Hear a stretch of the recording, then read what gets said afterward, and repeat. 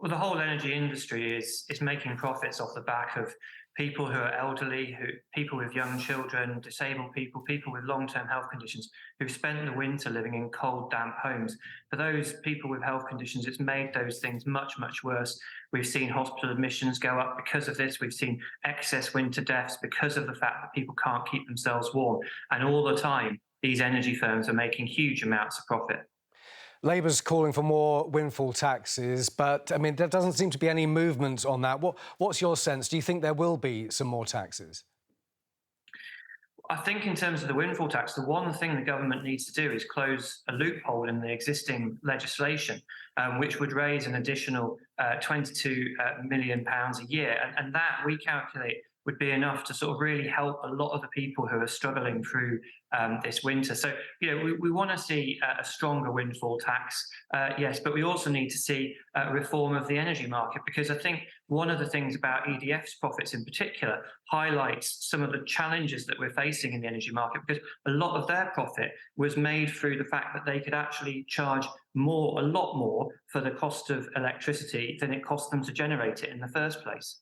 The counter-argument is that big companies pay big taxes that pays for schools, hospitals, pensions, and companies have to be able to make a profit. That's the counter-argument. What's your response to that?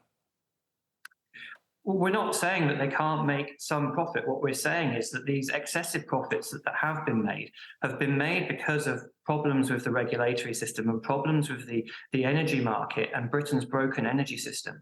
And they need to be reformed. It will bring down their profits a little bit, but they will still be able to contribute. So you saw yesterday with British Gas, they paid out, 3 times more in a shareholder buyback program, which means they've got more money than they know what to do with, than they did give to vulnerable households. So they're clearly able to make huge amounts of money. They're making huge amounts of money off the backs of volatility in the electricity and the gas markets. And what we need to see is that in the short term, those profits capped so that we are able to afford to keep people warm every winter.